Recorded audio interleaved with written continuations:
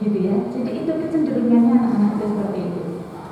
Ya, kemudian disebut dengan masa yang tidak bahagia karena itu tadi ya, perasaan nggak enak itu karena hormonnya itu sedang bekerja dengan luar biasa. Nah, oleh karena itu anak itu bertentangan dengan orang tua dan otoritas tertentu. Ya, itu karena tadi pikiran kritisnya itu, jadi dia cenderung untuk menentang otoritas tertentu kalau tidak sesuai dengan kenyataan dan apa yang dia harapkan, gitu ya. Jadi kok polanya pendek sekali ya. Nah, jadi nanti bagaimana menyikapinya kita akan belajar bersama ya. Nah, pada masa ini juga akan ada peralihan dari yang awalnya ke mamah-mamahan, apa-apa mah, bun, nah, ya. Nanti lama-lama apa-apa teman, persahabatan dengan teman sebaya itu menjadi bagian yang utama. Bahkan nanti di dalam persahabatan itu mereka bisa saling bertukar ya, bertukar atau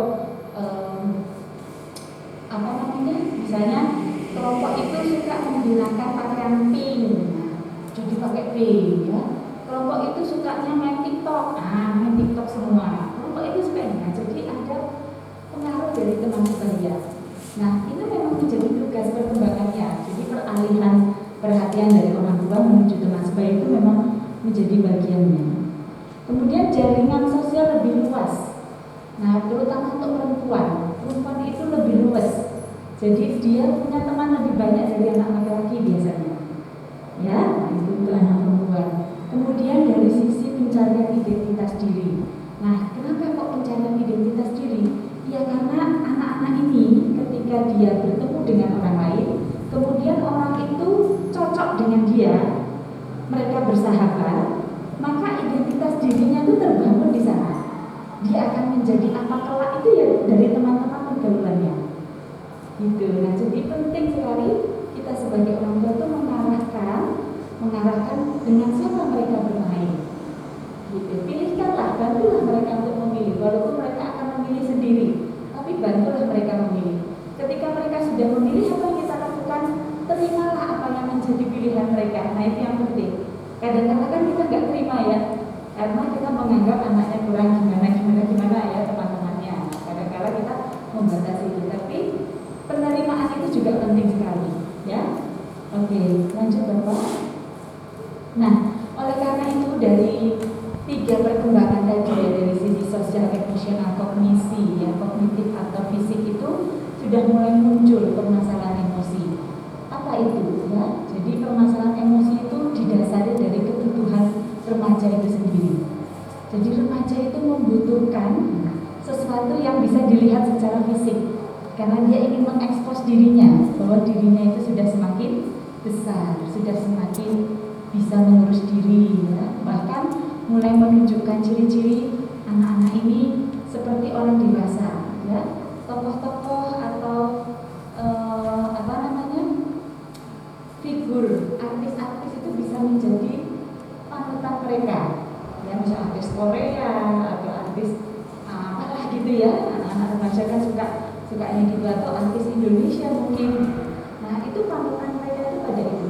Jadi itu akan berkaitan dengan gaya berpakaian, gaya bicara ya, itu cenderung meniru apa yang diidolakan. Nah, ini menjadi kebutuhan remaja.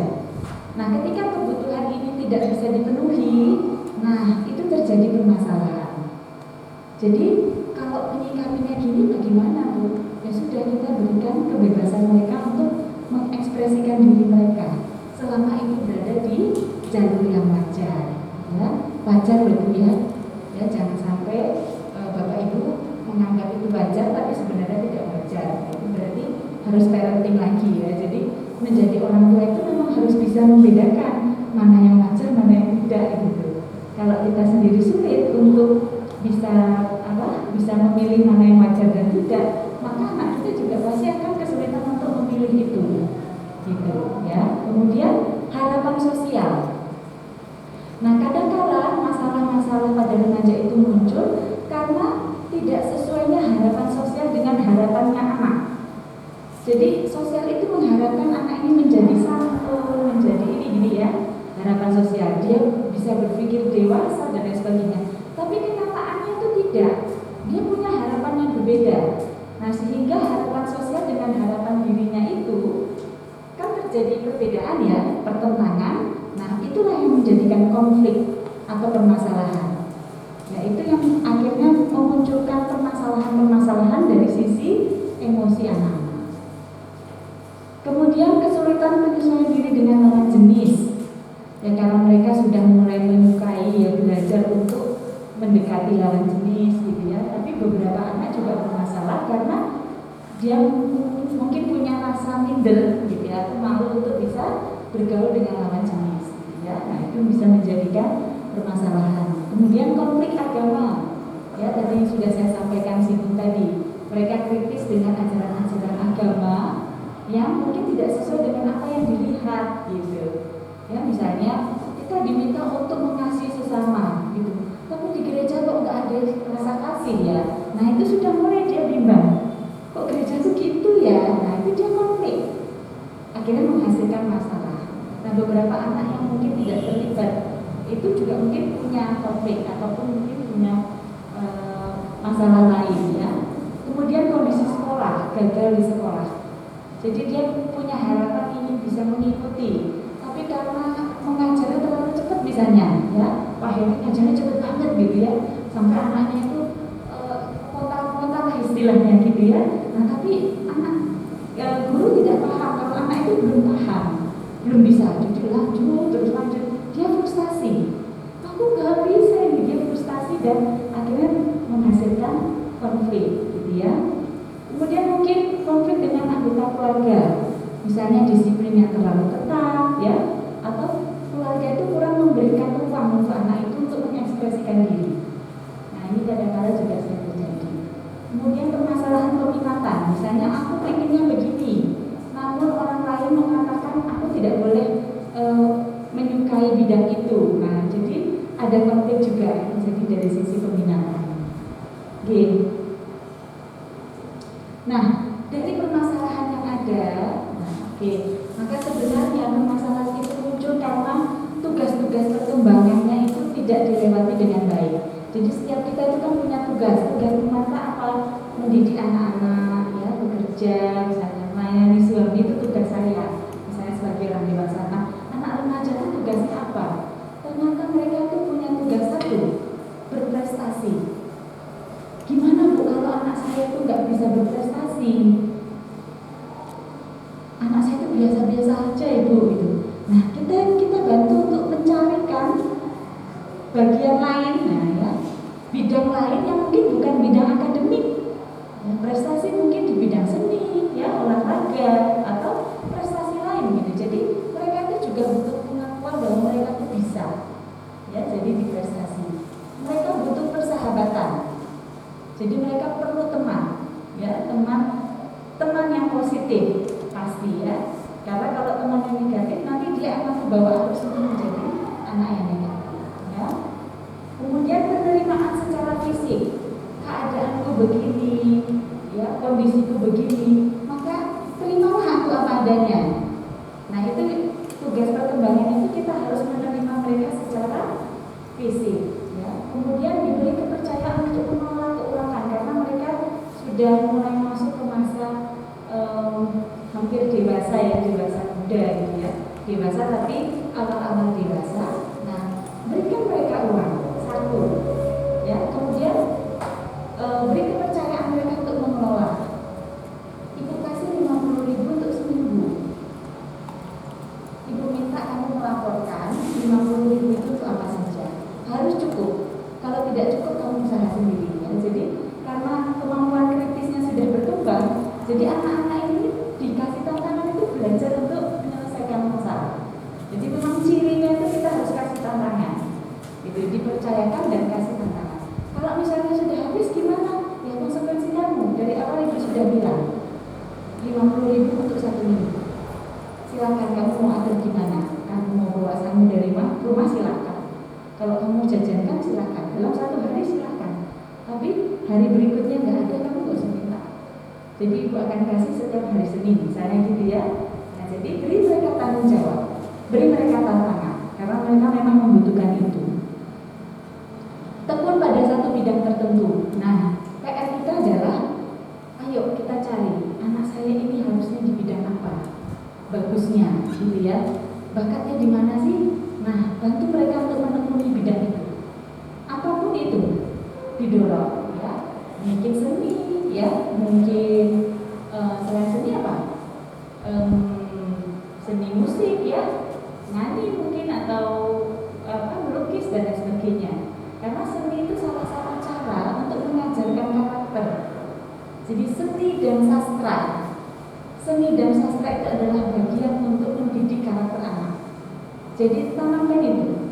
Mungkin bidang olahraga juga bisa, ya. Olahraga juga bagian dari pengembangan minat, ya. Boleh. Sisihkan sedikit uang kita, Bu, untuk memberikan komunitas yang positif. Misalnya olahraga apa? Olahraga sepatu roda, ya. Nah, belikan sepatu rodanya, masukkan dia dalam satu komunitas. Cari yang murah-murah aja, ya. Atau nanti bisa juga pihak sekolah bisa memfasilitasi, ya. Misalnya punya klub apa, klub musik atau klub apa, gitu ya, klub olahraga. Jadi karena potensinya secara fisik itu menunjukkan kekuatan, kita berikan kesempatan untuk bisa menyalurkan kekuatan yang ada di dalam diri mereka. Kemudian mandiri secara emosional. Nah, mereka harusnya sudah mandiri secara emosional. Artinya mereka bisa menempatkan diri. Kapan saya harus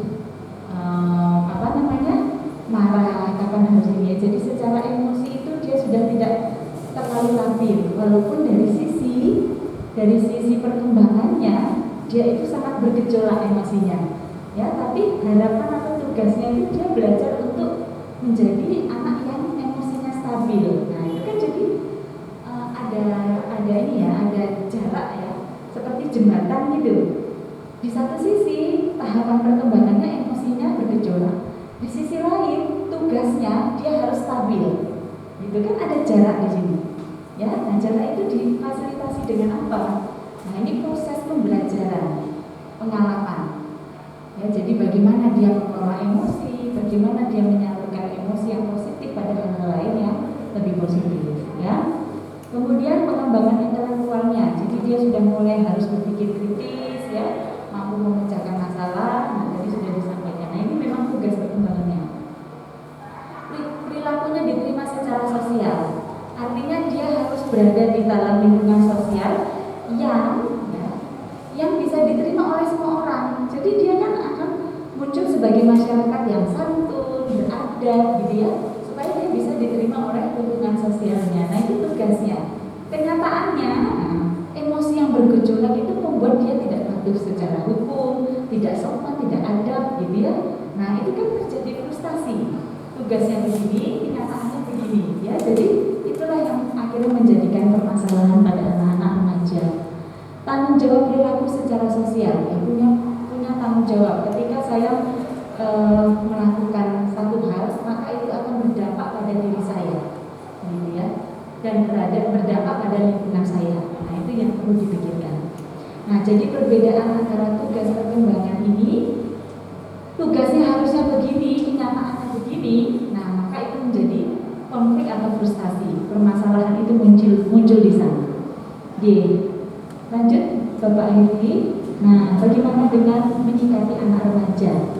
Yang pertama, gaya pengasuhan. Ya, tadi saya senang kalau gaya pengasuhan Bapak Ibu itu sudah ke arah demokratis, ya. Jadi artinya otoritatif, ada diskusi di antara anak-anak. Maunya apa? Jadi tidak terlalu otoriter ataupun tidak permisif. Nah, bagi orang tua yang pola asuhnya cenderung otoriter atau permisif, ini nanti biasanya akan berdampak pada anaknya, ya, pada permasalahan anak di dalam kehidupannya. Karena apa? Karena di satu sisi dia dibiarkan, aku mau lakukan apapun yang aku mau. Padahal anak-anak itu harus melakukan apa yang menjadi tugas perkembangannya. Nah, jadi dia nggak tahu itu, ya, dia tidak punya prestasi, tidak punya ini, ya. Jadi padahal harusnya dia harus menunjukkan tugas-tugas perkembangan tadi. Kemudian kalau terlalu otoriter, ya, misalnya orang tuanya terlalu keras kepada anak, gitu ya. Nah, nanti justru pelampiasan penyaluran emosi-emosi anak yang negatif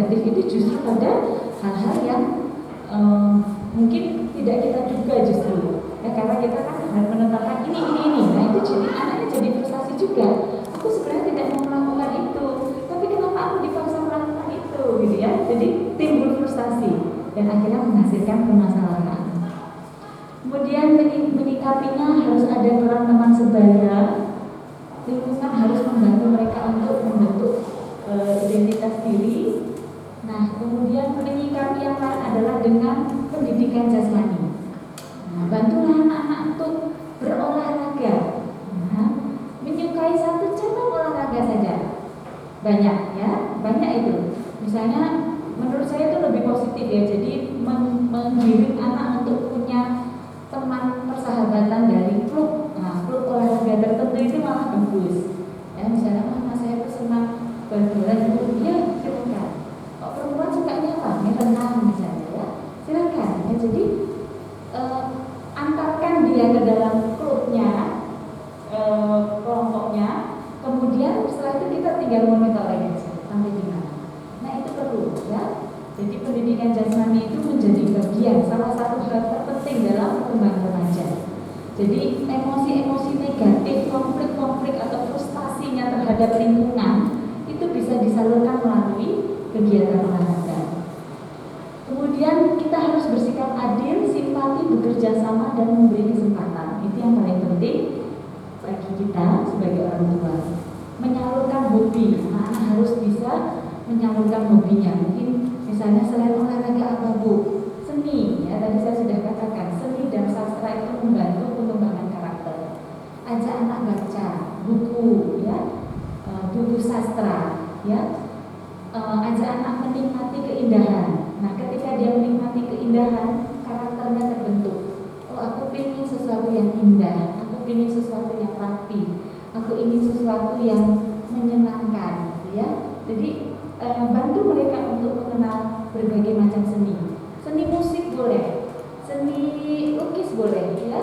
Kemudian kriya. Saya tadi bicara sama Bu Win, di bawah ada guru prakarya. Nah, itu boleh, ditekuni juga boleh, ya. Jadi hal-hal yang kayak gitu itu bisa menyalurkan energi-energi negatif, ya.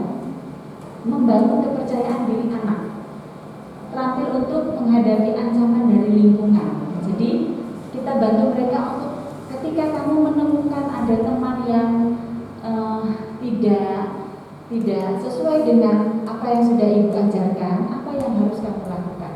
Nah, dia harus belajar untuk membedakan atau belajar untuk menolak ya ketika diajak temannya sesuatu hal yang tidak baik. Itu perlu kita tanamkan. Kemudian verbalisasi perasaan emosi. Kadang-kala emosi muncul, rasa marah, ya, berantem, kenakalan, itu tuh karena tidak diverbalkan. Verbalkan itu apa? Ya disampaikan aja. Ya, aku nggak suka kalau kamu gitu-gitu. Nah, dari gitu ya, itu kan verbalisasi emosi. Daripada terjadi pukulan, ya, terjadi pertikaian, berantem gitu, lebih baik sampaikan, verbalkan. Jadi cara untuk kita orang dewasa juga bisa sama. Ketika kita punya rasa marah, ya, punya rasa nggak enak di sini, itu jangan lampiaskan pada hal-hal yang tidak positif, tapi justru diverbalkan, disampaikan aja ke orangnya. Ya, disampaikan, tidak usah menunjukkan reaksi emosi yang tidak bisa dikontrol. Nah, kebanyakan kita kan nggak bisa mengontrol emosi. Nah, itu peran dari fungsi otak sebenarnya ini sejak dini ya. Kalau cerita tentang ini sebenarnya sejak dini. Kemampuan untuk mengendalikan emosi, ya. Mengendalikan emosi itu terjadi pada usia dini. Dari hal yang sederhana, misalnya menunda kesenangan. Menunda kesenangan saja. Kalau dia berhasil di tahap usia dini, usia remajanya tinggal keluar, dia pasti bisa mengendalikan emosi. Kemudian rekreasi sekolah. Nah, ini untuk membangun persahabatan dengan teman sebaya. Jadi sebenarnya kondisi pandemi ini memang membuat kita serba terbatas ya. Jadi anak-anak nggak bisa jalan-jalan. Padahal kalau jalan-jalan misalnya study tour kemana, itu kan terjadi kelekatan dengan teman di sekolah. Nah, ketika dia lekat dengan temannya, dia sudah menyelesaikan satu tugas perkembangannya, yaitu persahabatan. Ya, jadi nanti akan ada tugas-tugas lagi. Terakhir ini implikasi pendidikan, bagaimana sekolah dan keluarga harus menyikapi masa-masa anak. Yang pertama adalah memberikan fasilitas atau situasi aktualisasi diri untuk mengenal diri sendiri. Jadi kita memberi lingkungan fisik yang nyaman. Kalau perlu kita belikan, ya. Tadi misalnya anaknya suka apa? Aku suka melukis, ya. Belikan alat lukis, gitu. Jadi agak keluar dikit uang gitu, tapi nggak apa-apa karena memang itu bentuk penyaluran reaksi frustasinya anak ya, emosi mereka.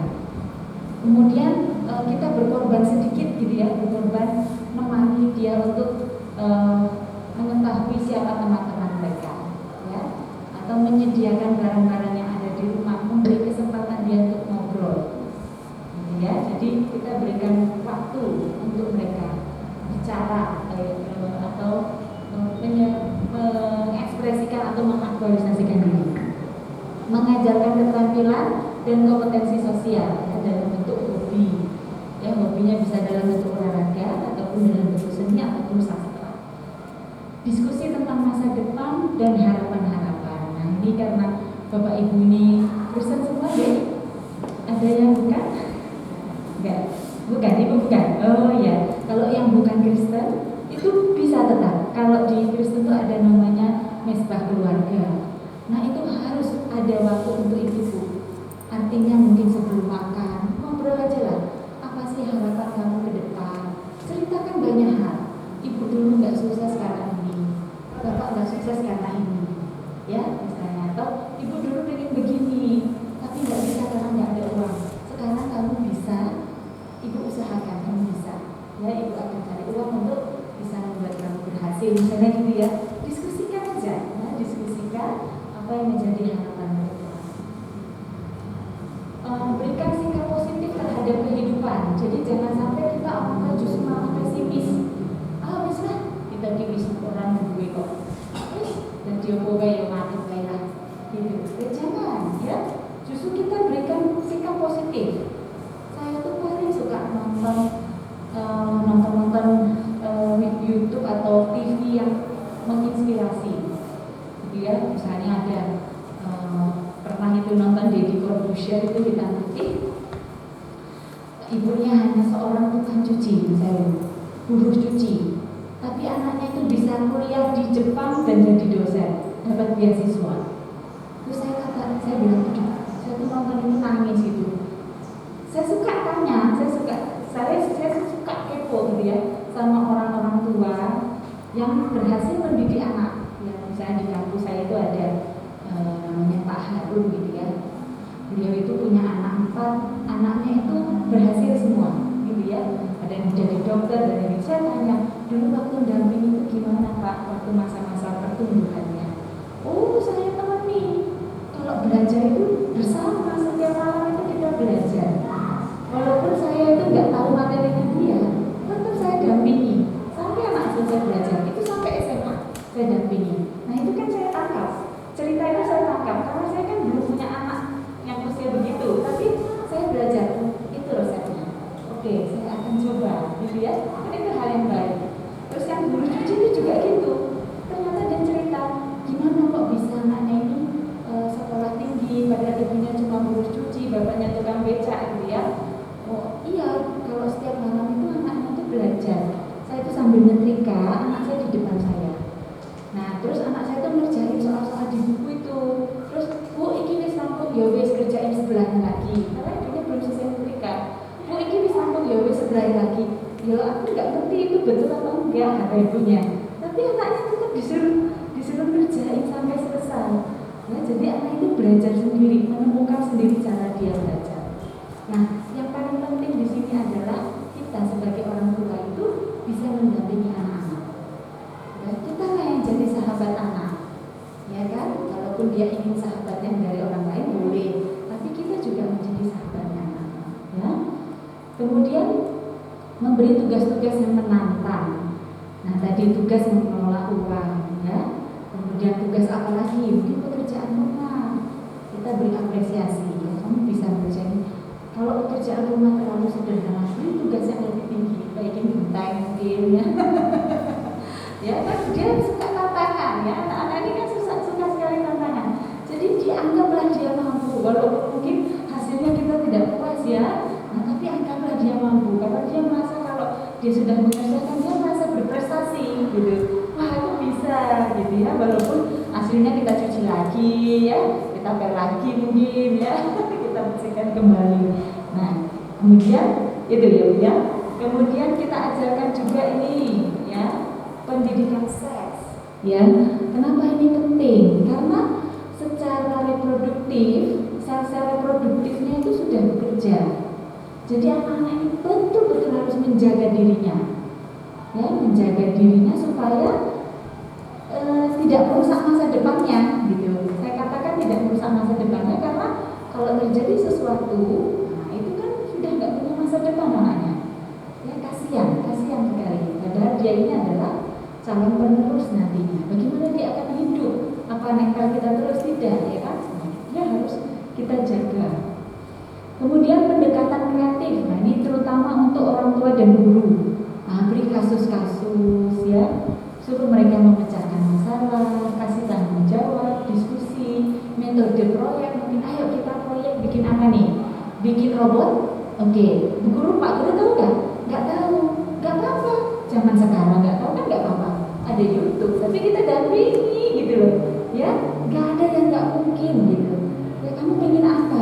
Bikin ini, oke kita cari bahannya dari apa? Harganya berapa? Kita kumpulkan uang untuk bikinnya. Jadi ada proyek-proyek yang bisa membantu anak-anak. Kemudian menyediakan sumber inspirasi untuk ditiru. Nah ini yang jarang ya. Kita perlu, anak-anak kita itu perlu melihat inspirasi ya, dari orang-orang yang bisa dia tiru. Jadi namanya direplikasi, diulangi kembali. Mereka sudah buat, kita juga bisa buat gitu ya. Nah beri tantangan-tantangan untuk anak-anak. Guru dan orang tua peka dan pengertian ya, dan pola asuh otoritatif. Nah, otoritatif itu artinya demokratif. Sistem hak istimewa bertahap atau tanggung jawab yang kemudian diberikan hak istimewa. Atau misalnya gini, contohnya gini. Kita kasih tugas ya, kakak tugasnya menyapu. Setiap pagi harus nyapu dan sore, pagi dan sore. Adik bagian ngelap-ngelap meja. Nah kalau dia sudah melakukan tanggung jawabnya, kita beri apresiasi. Nah kalau kamu sudah bisa, nanti kamu boleh main sama temenmu 1 jam. Nah itu ya, itu namanya sistem hak istimewa bertahap. Nah jangan sampai kalau dia tidak bisa bertanggung jawab, kita kasih hadiah. Jangan mau ya. Nah permasalahan kita sekarang tuh apa? Krisis otoritas orang tua. Karena apa? Orang tua cenderung malah mengikuti maunya anak. Nah itu pola asuh apa? Permisif gitu ya, permisif. Bahkan anak-anak kecil itu sudah pakai HP gitu, dilarang nggak mau tuh orang tuanya nurut kok. Ya udah jangan gitu ya. Nah itu kita tuh orang tua itu krisis otoritas orang tua. Ya itu yang terjadi sekarang. Orang tua itu nggak punya power gitu. Kalau anaknya tuh galak kayak singa, kita harus seperti harimau. Jadi kita harus punya kemampuan di atas itu ya, tapi kita harus memberi contoh. Karena kalau kita nggak jadi contoh, sia-sia. Anaknya ngomong memberontak. Karena dia nggak bisa lihat kok orang tuanya aja nggak konsisten, mau marah-marah gimana? Oh kamu nggak konsisten gitu ya. Jadi betul-betul anak-anak remaja itu adalah anak yang unik ya. Terima kasih. Mungkin itu saja panjang lebar kali tinggi yang saya sampaikan. Mohon maaf kalau agak menggurui karena sebenarnya saya juga sedang belajar dan mudah-mudahan apa yang saya sampaikan ini berguna. Selanjutnya saya serahkan kepada Bu Mungkin dia menggurui. Terima kasih. Terima kasih Bu Marta telah menyampaikan materi. Untuk waktu kita selanjutnya diskusi, mungkin ada Bapak Ibu yang ingin menanyakan, ada sesuatu yang ingin disampaikan, monggo. Atau konsultasi juga boleh ya, nanti coba saya catat. Mahasiswa boleh juga menanyakan, monggo yang hadir di sini. Ibu-ibu bapak ini diam aja kenapa dong? sudah hopeless atau sudah paham semuanya atau gimana? Atau memang nggak ada masalah ya anak-anaknya baik-baik saja ibu? Ya sudah jelas sekali. Oh ya puji Tuhan. Mungkin saya yang menanyakan. Oh ya boleh Untuk zaman sekarang ini kan teknologi semakin berkembang dengan pesat.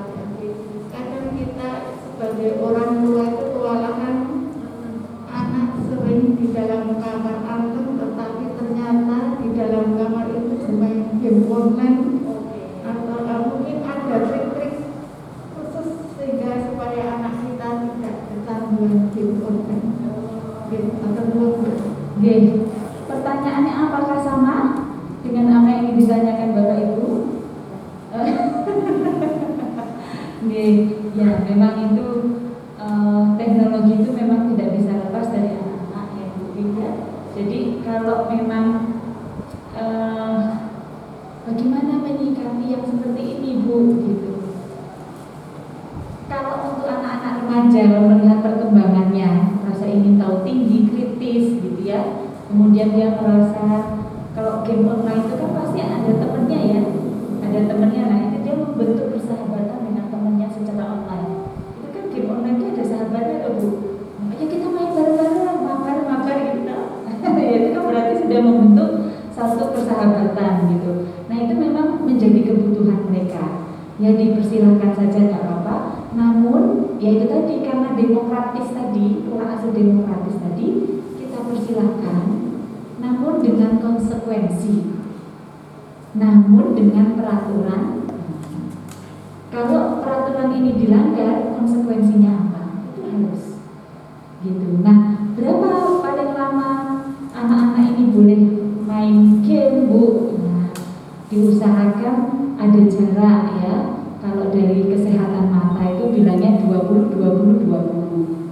Itu artinya 20 menit menatap layar, kemudian 20 detik melihat jauh, 20 detik melihat dekat, kemudian 20 menit lagi melihat layar. Nah, intensitasnya berapa lama? Ya boleh 1 jam terus di break. Ya ada break, kemudian boleh lanjut lagi gitu ya. Tapi dengan konsekuensi, nilai kamu harus bagus, ya misalnya. Kemudian pelajaran kamu nggak boleh ditinggalkan, tugas-tugasmu sudah selesai semua baru boleh, gitu. Ya, jadi ada konsekuensi yang mengikat anak-anak.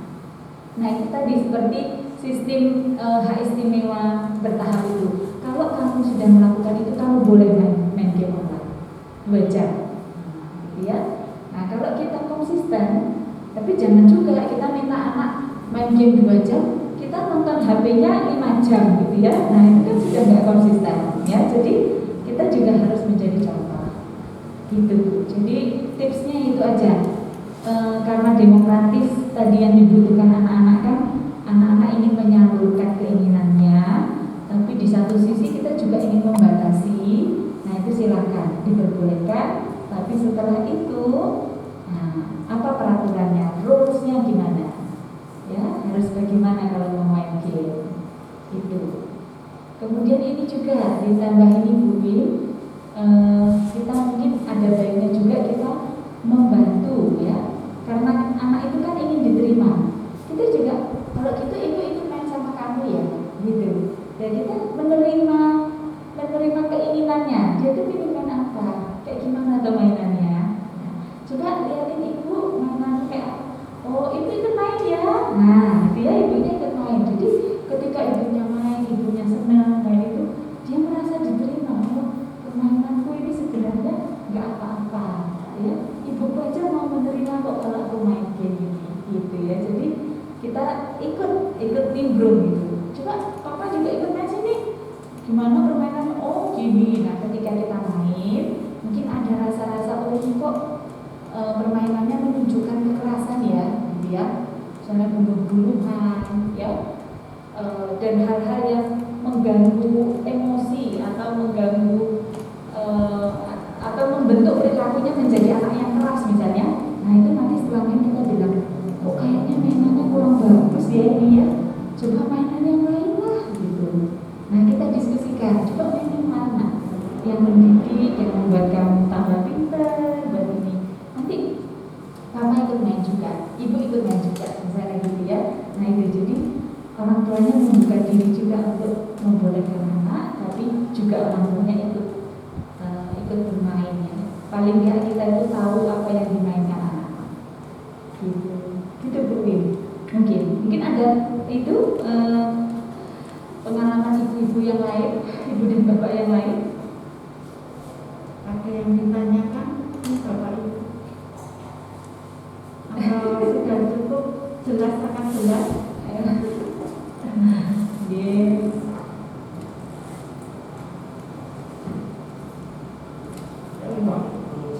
Oh, kira mau bertanya Pak? Oh iya, oke.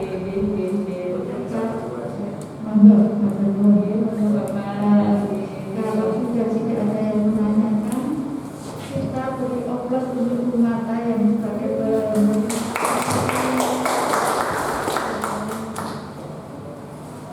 Ya, karena keterbatasan waktu untuk diskusi saat ini kita akhiri. Ya.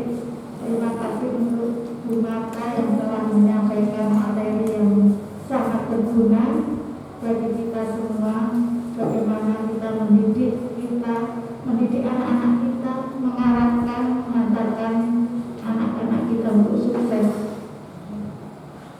Terima kasih juga untuk orang tua yang telah hadir untuk diskusi hari ini, dan kami mohon maaf jika ada kesalahan dan keterbatasan kami.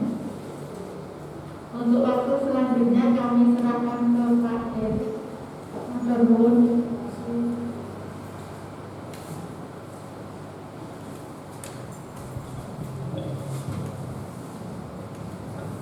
Baik, terima kasih Bu Win, Bu Marta, dan menyampaikan hal yang menarik bagi kita semua. Dan ini adalah kesempatan yang baik bagi kita semua, Bapak Ibu.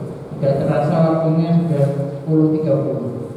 Mungkin lain kesempatan lebih lama lagi, biar nanti bisa diskusinya lebih lama. Saya juga sebetulnya mau bertanya, tapi kok udah banget. Ya nanti mungkin kalau ada yang mau bertanya, Bu bisa memberikan nomor HP-nya. Mungkin kalau Bu Marta tidak keberatan, Bapak Ibu ada yang tadi sebetulnya saya mau tanya tapi malu misalnya, mungkin bisa disampaikan. Nomor HP saya, Ibu dan Bapak boleh, kalau mau konsultasi juga boleh. 0818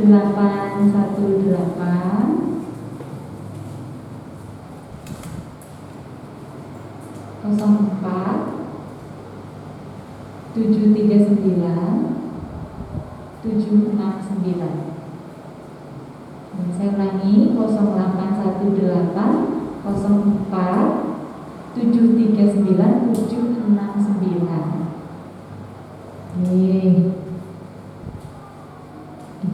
Kalau mau konsultasi boleh Ibu WA mungkin, atau janjian Bu, saya mau ketemu di sekolahan, boleh ya, nggak usah dipikirin yang macam-macam ya Bu, ketemu aja gitu ya, nggak usah mikirin macam-macam.